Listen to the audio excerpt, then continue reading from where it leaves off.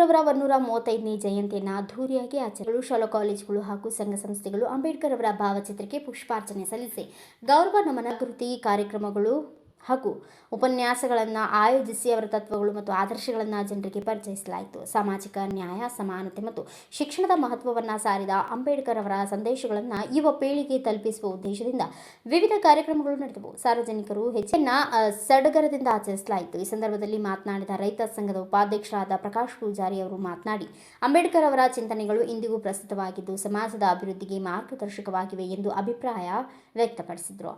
ಮಾತಾಡೋ ಹಕ್ಕು ಕೊಟ್ಟಂತ ಬಾಬಾ ಸಾಹೇಬ್ ಅಂಬೇಡ್ಕರ್. ಯಾಕಂದ್ರೆ ಮೊದಲು ಇದನ್ನೆಲ್ಲರೂ ಮೊದಲು ಕಲ್ಕೋಬೇಕು. ಮಾತಾಡೋ ಹಕ್ಕನ್ನ ಒದಗಿಸಿದವ್ರಪ್ಪ ಯಾರಪ್ಪ ಅಂದ್ರೆ ಬಾಬಾ ಸಾಹೇಬ್ ಅಂಬೇಡ್ಕರ್. ಯಾವುದೋ ಒಂದೇ ಜಾತಿಗೆ ಸೀಮಿತ ಅನ್ನೋ ಪ್ರಶ್ನೆನೇ ಯಾವುದೂ ಇದ್ರಾಗ ಉದ್ಭವ ಆಗೋದಿಲ್ಲ. ಏನೋ ಕೆಲವೊಂದು ಕನ್ವರ್ಟ್ ಆಗ್ಲಾತ್ತೇವ, ಆ ಕನ್ವರ್ಟ್ ಪ್ರಶ್ನೆನೂ ಯಾವುದೂ ಇಲ್ಲ. ಪ್ರಶ್ನೆ ಎಲ್ಲ ಜಾತಿಗೆನ ಏನೇ ನ್ಯಾಯ ಒದಗಿಸ್ಬೇಕಾಗೈತಿ ಒದಗಿಸ್ಯಾರ. ಈಗ ಹೆಂಗಾಗೈತಪ್ಪ ಅಂದ್ರೆ ರಾಜಕೀಯ ಹುನ್ನಾರದಿಂದ ಕೆಲವೊಂದು ರೀತಿ ನೀತಿಗಳು ಬದಲಾಗ್ಲತ್ತೇವ ಹೊರತು ಅದೇನ ಸಂವಿಧಾನನ ಏನೂ ಬದಲಾಯಿಸ್ಲಾಕ ಸಾಧ್ಯ ಆಗೋದಿಲ್ಲ. ಹೆಂಗಾಗೈತಿ, ದಬ್ಬಾಳಿಕೆಗಳು ನಡೀಲತ್ತೇವ. ಆ ದಬ್ಬಾಳಿಕೆಗಳು ಯಾರೂ ಒಳಗಬೇಡ್ರಿ, ನಿಮ್ಮದಾದಂಥದ್ದು ಈಗಾಗಲೇ ಹೇಳ್ರು ಅವರು ಅಧ್ಯಕ್ಷರು ಏನು ಹೇಳ್ರು, ಮಕ್ಕಳಿಗೆ ಶಿಕ್ಷಣ ಕೊಡ್ರಿ ಅನ್ನೋದು. ಯಾಕೆ ಅದನ್ನು ಹೇಳ್ರಿ ಅಂದ್ರೆ ಆ ಶಿಕ್ಷಣದಾಗ ಮಹತ್ವ ಏನೈತಿ ಅಂದ್ರೆ ಮಾತಿನ ಚಾತುರ್ಯತೆನ ಸಿಗ್ತೈತಿ, ಬದುಕಿನ ಪಾಠ ಕಲಿಸೋದೇಲಿಪ್ಪ ಶಿಕ್ಷಣದಾಗ ಐತಿ.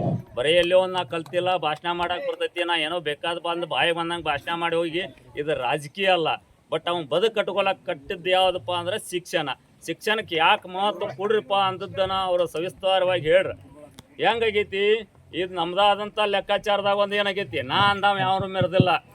ಯಾವುದೇ ಪಾರ್ಟಿ ಹಾಕಿರುವ ಲೆಕ್ಕ, ಏನೇ ಹಾಕಿರುವ ಲೆಕ್ಕ, ರಾಜಕೀಯ ಗುಲಾಮಗಿರಿಯನ್ನು ಬಿಡ್ರಿ, ನಿಮ್ಮದಾದಂಥದ್ದು ವ್ಯಕ್ತಿತ್ವನ ಕಟ್ಕೋರಿ. ನಿಮ್ಮದಾದಂಥದ್ದು ವ್ಯಕ್ತಿತ್ವ ಕಟ್ಕೋದನ ನಿಮಗೆ ಭವಿಷ್ಯ ಐತಿ. ಯಾಕಂದ್ರೆ ಅವ್ರು ಹೇಳಿದ್ದನ ಅದನ್ನ ನಾವೇನಾಗೈತಿವಿ, ಯಾರೋ ಬೆಳೆದಾನ ನಾವು ಸಲಾ ಹೊಡಿಯುವಂತ ಕೆಲಸ ಏನ್ ಮಾಡ್ಕೊತ ಹೊಂಟಿದ್ವಿ ನೋಡು, ನಮ್ಮನ್ನ ತುಳಿಯುವಂತ ಕೆಲಸ ಮಾಡ್ತಾನಂತ. ನಮ್ದೇನ 4 ದಿನ ಫಾಯ್ದಾ ತಗೋತಾನ, ಅದನ್ನ ಬಿಡಬೇಕಾಗಿತ್ತು. ಅವ ಏನ ನಮ್ಮ ಸಮಾಜಕ್ಕೇನ ಅಥವಾ ನಮ್ಮ ಊರಿಗೇನ ಮಕ್ಕಳ ಭವಿಷ್ಯಕ್ಕೋಸ್ಕರ ಅವ ಏನು ದುಡಿಯಾವದಾನ ಅಂತವ್ ತಿಳಿಬಾರ್ರಿ. ಏನೋ ಕೊಟ್ಟು ಕಾಟಾಚಾರಕ್ಕೆ ಬಂದು ಎಲ್ಲೋ ಭಾಷಣ ಮಾಡಿ ಹೋಗುವಂತ ಕೆಲಸಕ್ಕೆ ಮಾಡಬೇಡ್ರಿ. ಬಾಬಾ ಸಾಹೇಬರ ಸಂವಿಧಾನನ ಓದ್ರಿ. ನಿಮ್ಗೆ ಓದಿದ್ದಿಲ್ಲ ಅಂದ್ರೆ ಮಕ್ಕಳ ಕಡೆ ಓದ್ರಿ, ಯಾಕೆ ತಿಳ್ಕೊರಿ. ತಿಳ್ಕೊಂಡ ಅದರದಾದಂತ ದುರ್ಬಳಕೆ ಮಾಡ್ಕೋಬೇಡ್ರಿ. ಕಾನೂನುಬದ್ಧವಾಗಿ ನಿಮಗೆ ಪಡ್ಕೊಂತ ಹಕ್ಕನ್ನ ಪಡೀರಿ ಅಂತ ಹೇಳಿ ನಾನು ಈ ಸಂದರ್ಭದಾಗ 2 ಮಾತು ಹೇಳಿ ಮುಗಿಸ್ತೇನೆ. ಶಾಲೆ ಕಳಿಸ್ರಿ, ಶಿಕ್ಷಣ ನಾವು ಕೊಡ್ತೀವಿ, ಕಳಿಸೋದಟ್ಟ ಮಾಡಿ ಅಂತ ಹೇಳ್ತಾ ಮತ್ತೊಮ್ಮೆ ಎಲ್ಲರಿಗೆ ಕೈ ಮುಗಿದು ನಾನು 2 ಮಾತುಗಳನ್ನ ಮುಗಿಸ್ತಾ ಇದ್ದೇನೆ. ಅದೇ ಪ್ರಕಾರವಾಗಿ ಈ ಒಂದು ಕಾರ್ಯಕ್ರಮಕ್ಕೆ ಒಂದು ಭಾಷಣವನ್ನು ಮಾಡಿ, ಧ್ವಜಾರೋಹಣವನ್ನು ಮಾಡಿ ಈ ಒಂದು ಕಾರ್ಯಕ್ರಮದಲ್ಲಿ ಪಾಲ್ಗೊಂಡಂತ ನಮ್ಮ ಶ್ರೀ ಹೇಪುರವರಿಗೂ, ನಮ್ಮ ಸರ್ಗೂ, ನಮ್ಮ ಪೂಜಾರಿ ಅವರಿಗೂ, ರೈತ ಸಂಘ ಮುಖಂಡರು ಇವರಿಗೂ, ಆಮೇಲೆ ನಮ್ಮ ನೋಡ್ರಿ ಅಲ್ಲಿದ್ರು ಸಹಿತ ಅಲ್ಲೇ ಮಾಡ್ಬೋದಾಗಿತ್ತು. ಅವ್ರು ಶಾಲೆ ಮುಂದೊಂದು ಹಾರಿಸುವಂದು ಇಲ್ಲಿವರೆಗೂ ಬಂದು ನಿಮ್ಮೆಲ್ಲರನ್ನು ಹುರಿದುಂಬಿಸಿ ಈ ಒಂದು ಕಾರ್ಯಕ್ರಮಕ್ಕೆ ಆಧಾರ ಸ್ತಂಭ ಆಗಿರ್ತಕ್ಕಂಥ ಒಂದು ಮಿಲಿಟರಿ ಅವರಿಗೂ ಕೂಡ ಧನ್ಯವಾದ ಹೇಳ್ತಾ, ನಿಮಗೂ ಕೂಡ ಧನ್ಯವಾದ ಹೇಳ್ತಾ ನಾನು ಮಾತನ್ನು ಹೋಗ್ತಾ ಇದ್ದೀನಿ. ಜೈ ಹಿಂದ್, ಜೈ ಕರ್ನಾಟಕ. ಆದ್ರೆ ನನಗೇನು ಒಂದು ಕೆಟ್ಟ ಅನಿಸೈತಿ ಊರಿಗೆ ಬಂದ್ಮೇಲೆ, ಇಲ್ಲೇ ಶಾಲೆಯಾಗ ನಮ್ಮ ಎಸ್ ಸಿ ಹುಡುಗರದವ್ರಲ್ಲ, ನಿಜವಾಗ್ಲೂ ಹೇಳ್ತಾನು, ಈ ಎಲ್ಲಾ ಜಾತಿಯವರ್ಕಿಂತಲೂ ಕಡಿಮೆ ಶಾಲೆಗೆ ಬರೋರು ಅವ್ರ. ಆಮೇಲೆ ಒಬ್ಬರು ನೋಡ್ರಿ, ಹೆಸರು ಹೇಳಂಗಿಲ್ಲ, ತಿಳ್ಕೊರಿ. ನಮ್ಮಲ್ಲಿ ಏನ್ ಸರ್ಕಾರ ರೂಲ್ಸ್ ಏನೈತೆ ಅಂದ್ರೆ 1 ರಿಂದ 9ನೇ ತರಗತಿ ಮಟ್ಟ ಫೇಲ್ ಮಾಡಕ್ ಬರಂಗಿಲ್ಲ. ಕಳಿಸ್ಲಿಕ್ಕಂದ್ರ 4ನೇ ದಿವಸ ಏನಾಗತಿ CRP, 5ನೇ ದಿವಸ BO ಸಾಹೇಬ್, 6ನೇ ದಿವಸ DDPI ಸಾಹೇಬ್. ಇದೊಂದು ಕಾಲ ಮುಂದಿನ ವರ್ಷ ಗ್ಯಾರಂಟಿ ಬರ್ತೈತಿ. ಮುಖ ನೋಡಿ ಏನು ಹಸರಿ ಹಾಕುವಂತ ವ್ಯವಸ್ಥೆ ಐತಿ. ಯಾವ ಹುಡುಗ ಶಾಲೆ ಬಂದಿರ್ತಾವ ಒಂದು ಮುಖ ಟಿವಿ ಕಾಣ್ತಂದ್ರ ಅಷ್ಟೇ, ಕ್ಯಾಮ್ರಾದಾಗ ಕಾಣ್ರ ಅಷ್ಟೇ ಹಸರಿ ತಾನ ತಗೋತೈತಿ. ನಾವ್ ಏನು ಹಿಡಿದು ಏನ್ ಮಾಡಿದೀವಿ ಅಂದ್ರೆ ನಮ್ದು ಹೆಂಗ ತಪ್ಪಾಗೈತಿ ಅಂದ್ರೆ ನೋಡ್ರಿ, ಇವ್ರತಿ ಅದಕ್ಕೆ ಇಂಥ ಶಕ್ತಿಗಳಿಗೆ ದಯವಿಟ್ಟು ಯಾರು ಬಲಿಯಾಗಕ್ ಹೋಗ್ಬೇಡ್ರಿ. ಶಿಕ್ಷಣ 2ನೇ ಸಂಘಟನೆ ಆದ್ಮೇಲೆ ಹೋರಾಟ ಮಾಡೋದು. ನಾವ ಈ ಹೋರಾಟ ಮಾಡುವಂತದನ್ನ ತಪ್ಸಾಕತ್ಯಾರ. ಯಾಕೆ ನಮ್ಮಲ್ಲಿ ಬಣಗಳನ್ನ ಮಾಡಿ ಈ ಬಣ ಮಾಡಬಾರದು ಅನ್ನೋದು ನಮ್ಮ ಉದ್ದೇಶ ಮತ್ತು ನಮ್ಮ ಪೂಜಾರಿ ಹೇಳಿದಂತ ಮಾತಿನ ಅರ್ಥ. ದಯವಿಟ್ಟು ಎಲ್ಲರೂ ಕೂಡ ಒಕ್ಕಟ್ಟಾಗಿರೋದನ್ನ ಕಲೋಣ, ಶಿಕ್ಷಣವನ್ನ ಪಡ್ಕೋಣ, ನಾವೆಲ್ಲ ಸಂಘಟಿತರಾಗೋಣ ಅಂದ್ರೆ ಕೂಡೋಣ, ಆಮೇಲೆ ನಮಗೆ ಬೇಕಾದನ್ನ ಪಡೆಯೋಕೆ ಹೋರಾಡೋಣ ಅಂತಕ್ಕಂಥ ಮಾತನ್ನ ಹೇಳಿ ಇನ್ನ ನಮ್ಮ ಮಿಲಿಟರಿ ಯೋಧರಾಗಿರ್ತಕ್ಕಂಥ ಶಂತಪ್ಪ ಕಾಂಬ್ಳೆ ಅವರು 1-2 ಮಾತುಗಳನ್ನು ಹೇಳ್ಬೇಕಂತ ತಿಳ್ಕೊಂಡು ನಾ ಕೇಳ್ಕೊತಾ ಇದ್ದೀನಿ. ಒದಗಿಸಿದ ನಮ್ಮ ಊರ ಹಿರಿಯರ ಎಲ್ಲ ಹಿರಿಯರಿಗೂ ಅವರಿವರ ಅನ್ನೋದೇ ನನ್ನ ಅಭಿನಂದನೆಗಳನ್ನು ಹೇಳ್ತೀನಿ. ಯಾಕಪ್ಪ ಅಂತಂದ್ರ ನಾನು ತಾಲೂಕ್ ಪ್ಲೇಸ್ನಾಗ ಇರೋದ್ರಿಂದ ಎಷ್ಟೋ ಎಲ್ಲಾ ಕಡೆ ನಾನು ಕರಿತಿರ್ತಾರ ಅಂಬೇಡ್ಕರ್ ಜಯಂತಿ ಇಲ್ಲಿ ಮಾಡಿದೀವಿ, ಪಟ್ಟಿ ಕೊಡ್ರಿ, ನೀವು ಬರ್ರಿ ಕರಿತಾರ. ಅಂಬೇಡ್ಕರ್ ಜಯಂತಿನೂ ಮಾಡ್ತೀವಿ. ಆದ್ರ ಈ ಅಂಬೇಡ್ಕರ್ ಜಯಂತಿ ಹೆಂಗ್ ಮಾಡ್ತಾರಪ್ಪ ಅವ್ರ ಅಂತಂದ್ರ ಬರೇ ನಮ್ಮ ಜಾತಿಗೆ ಅಷ್ಟೇ ಸೀಮಿತವಾಗಿ ಇಷ್ಟಕೊಂಡ್ ಅವ್ರಷ್ಟೇ ಮಾಡ್ತಾರ. ನಮ್ಮ ಊರಾಗ ಅಂತ ಪದ್ಧತಿನೇ ಇಲ್ಲ. ಯಾಕಂದ್ರೆ ನಮ್ಮಲ್ಲಿ ಬಹಳ ತೊಡೆ ನಮ್ಗಿಂತ ಮೊದಲ ವಕೀಲರಾಗಿರ್ಬೋದು, ಗುರುಗಳಾಗಿರ್ಬೋದು, ಇವರು ಯಾಕೆ ಅಂಬೇಡ್ಕರ್ ಜಯಂತಿಗೆ ಇಲ್ಲಿ ಬಂದಾರಪ್ಪ ಇಟ್ಟು ಹತ್ತು ರೊಕ್ಕ ಕೊಟ್ಟಂದ್ರ ಅವ್ರ ತ್ಯಾಕ್ ಒಂದು ಎಜುಕೇಶನ್ ಸಿಕ್ಕೈತಿ. ಅವ್ರು ಓದ್ಯಾರ. ಅಂಬೇಡ್ಕರ್ ಅವರು ಬರೀ ಅವ್ರಿಗೆ ಎಷ್ಟ ಮಾಡ್ಯಾರು, ಎಲ್ಲ ಜನಾಂಗಕ್ಕೆ ಮಾಡ್ಯಾರು. ನಮಗ ಅವರಿಂದ ಫಾಯ್ದಾ ಐತೋ ಇಲ್ಲೋ ಅದು ಯಾರಿಗೆ ಇರುವುದು ಸಾಧ್ಯ ಐತಿಪ್ಪ ಅಂತಂದ್ರೆ ಓದಿದವ್ರಿಗೆ ಅಷ್ಟ. ಓದಿದವರು ಸರಿಯಾಗಿ ತಿಳ್ಕೊಂಡಿರ್ತಾರ ಅಂಬೇಡ್ಕರ್ ಮಹತ್ವ ಏನ, ಅವ್ರು ಯಾರಿಗಾಗಿ ಮಾಡ್ಯಾರು. ಇನ್ನೂ ಬಹಳಷ್ಟು ಜನ ಅಂತಂದ್ರೆ 70ಕ್ಕಿಂತನೂ ಹೆಚ್ಚು ಪರ್ಸೆಂಟೇಜ್ ನಾವು ಓದಿಲ್ಲ ಅಂತಂದ್ರ ಓದಿದವ್ರದ ಹೇಳಿದ್ದನ್ನ ತಿಳ್ಕೊಂಡ 4 ಜನ ಕೇಳ್ರಿ. ಅಂಬೇಡ್ಕರ್ ನಮ್ಮವ್ರು ಹೌದು, ನಮಗೆ ಹೆಚ್ಚಿನ ಫೆಸಿಲಿಟಿ ಕೊಟ್ಟಾರ. ಓಕೆ, ಎಷ್ಟು ಕೊಟ್ಟಾರ ನೋಡು ಅಷ್ಟಕ್ಕ ಈ ಜಗತ್ತಿನಾಗ ಒಂದು ಇರಿಬಿ ಓಡಾಡ್ಬೇಕಾದ್ರ ಅದು ಹೆಂಗ ಓಡಾಡ್ಬೇಕಂತನ್ನುವಂತ ಕಾನೂನನ್ನ ಎಲ್ಲಾ ಬರ್ದಿಟ್ಟಾರ ಎಲ್ಲರಿಗಿನ ಅವರು. ಅದು ಇರ್ಲಿಕ್ಕಂದ್ರೆ ಈ ಜಗತ್ತಿನಾಗ ಮನುಷ್ಯರು ತಿರುಗಾಡೋದು ಫ್ರೀ ಆಗ್ತದೆ. ಹೆಣ್ಣು ಮಕ್ಳಿಗೆ ಕಾನೂನು ಮಾಡಿಟ್ಟಾರಪ್ಪ ಅಂತಂದ್ರೆ ಬರೀ ನಮ್ಮ ಹೆಣ್ಮಕ್ಳು ಅಷ್ಟು ಓಡಾಡಂಗಿಲ್ಲ ರೋಡ್ ಮ್ಯಾಗ. ಪ್ರತಿಯೊಬ್ರು ಹೆಣ್ಮಕ್ಳು ಹೊತ್ತು ಮುಳುಗಿತ್ತಂದ್ರೆ ಹೊರಗೆ ಬರೋ ಪರ್ಮಿಷನ್ ಇದ್ದಿದ್ದಿಲ್ಲ, ಮರ್ಜಿಗೆ ಬಂದದ್ದ ಮಾಡ್ತಿತ್ತು ಜನ. ಹೊರಗೆ ಬರೋ ಹಕ್ಕನ್ನು ಕೊಟ್ಟಂತವ್ರು ಡಾಕ್ಟರ್ BR ಅಂಬೇಡ್ಕರ್ ಅವರು. ಅದು ಸರ್ವರಿಗೂ ಸಮಭಾವನೆಯಾಗಿ ಅವರು ಒಂದು ಭಾವನೆಯನ್ನು ಇಟ್ಟುಕೊಂಡ ಸಂವಿಧಾನವನ್ನು ಬರೆದಿಟ್ಟಾರ. ಅದನ್ನ ವರ್ಷ ಇಡೀ ನಾವು ಪ್ರತಿ ವರ್ಷ ಇದೇ ತರ ಡಾಕ್ಟರ್ BR ಅಂಬೇಡ್ಕರ್ ಅವರನ್ನ ಎಲ್ಲಾ ಜನರಿಗೆ ಅರಿವನ್ನು ಕೊಟ್ಟ ಎಲ್ಲರೂ ಸೇರಿ ಈ ವರ್ಷ ನಾವು ಇಷ್ಟೇ ಒಂದು ಸಣ್ಣ ಪ್ರಮಾಣದಾಗ ಮಾಡಿದೀವಿ ಅಂತಂದ್ರೆ ಇನ್ನ ನಮ್ಮ 3 ಜನರು ಎಲ್ಲರೂ ಸೇರ್ಕಿರಂದ ಇದು ಒಂದು ದೊಡ್ಡ ಹಬ್ಬದ ತರ ನಾವು ಅಂಬೇಡ್ಕರ್ ಜಯಂತಿಯನ್ನ ಅರಿವುಗೊಳಿಸಿ ಮುಂದೆ ನಡ್ಸ್ಕೊತ ಹೋಗುನು ಅಂತ ಹೇಳಿ. ಪರವಾಗಿಲ್ಲ, ಶಿಕ್ಷಣ ಮಾತ್ರ ಯಾವತ್ತೂ ಕೊಡೋದು ನಿಲ್ಲಿಸ್ಬೇಡ. ಯಾಕೆ ಈ ಮಾತು ಹೇಳ್ತಾರಂತಂದ್ರೆ ಅಂಬೇಡ್ಕರ್ ಅವರು ಒಂದಿನ ಲಂಡನ್ದಲ್ಲಿ ಇರ್ಬೇಕಾದ್ರೆ ನಮ್ಮ ಸಮಾಜಕ್ಕೆ ಏನು ಕೊಡುಗೆಯನ್ನು ಕೊಟ್ಟಿರ್ತಾರೆ ನೋಡ್ರಿ. ಲಂಡನ್ದಾಗ ಓದ್ತಿರ್ಬೇಕಾದ್ರೆ ಒಂದು ಟೆಲಿಗ್ರಾಮ್ ಬರುತ್ತೆ ಅವ್ರಿಗೆ.